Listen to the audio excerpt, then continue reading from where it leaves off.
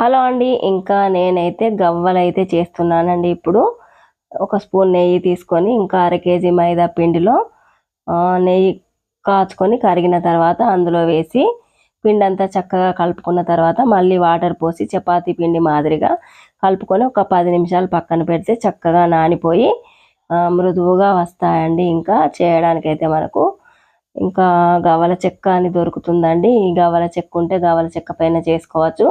గవ్వల చెక్క లేకున్నా కానీ ఇంకా అంచెలు ఉంటాయి కదండి, అంచెలలో చేసుకోవచ్చు. అంచె పైన నూనె రాసి చేయొచ్చు. లేకపోతే మనకైతే నూడిల్స్ తినే స్పూన్స్ ఉంటాయి కదండి, ఇంకా ఆ స్పూన్స్ పైన కూడా పెట్టి ఇలా నొక్కితే కిందికి రాలుతాయండి.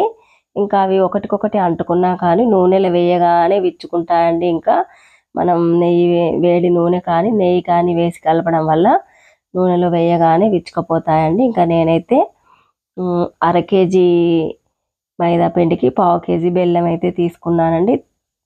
పర్ఫెక్ట్గా సరిపోతుందండి.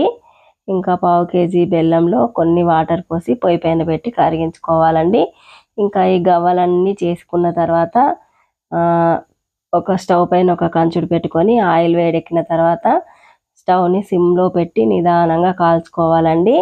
ఇంకా అన్నీ చక్కగా మధ్య మధ్యలో వేపుతూ సమంగా కాల్చుకోవాలండి. ఇంకా ఇప్పుడైతే బెల్లం పాకం అయితే పట్టుకున్నానండి. ఇంకా చిక్కగా రావాలండి. బెల్లం పాకం వచ్చిన తర్వాత కొన్ని నీళ్లు పోసుకొని వేయించి పక్కన పెట్టుకున్న ఈ గవ్వలు వేసి కలిపితే గవ్వలకంతా లోపల నుంచి చక్కగా పట్టుకొని చాలా బాగుంటాయండి. ఇంకా మొత్తం డ్రై అయ్యే వరకు ఇంకా స్టవ్ పైనే ఉంచాలండి. ఇంకా డ్రై అయిన తర్వాత తీసి ఒక తట్టలో పోసుకొని విడివిడిగా విచ్చుకుంటే సరిపోతుందండి. ఒకవేళ మనకు గంజుకు అంటుకొని రాకపోతే మళ్ళీ స్టవ్ పైన పెట్టి వేడి చేసినా కానీ వేడి ఎక్కగానే వెంటనే ఊడి వచ్చేస్తాయండి. చాలా కమ్మగా క్రిస్పీగా ఎంతో టేస్ట్గా ఉంటాయండి. ఇంకా గవ్వలు అయితే రెడీ అయిపోయాయండి మనకైతే, స్వీట్ గవ్వలు అయితే.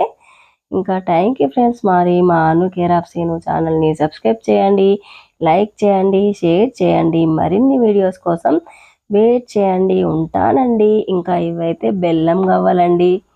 చక్కెర కూడా వేస్తే ఇలాగే చేసుకోవచ్చండి.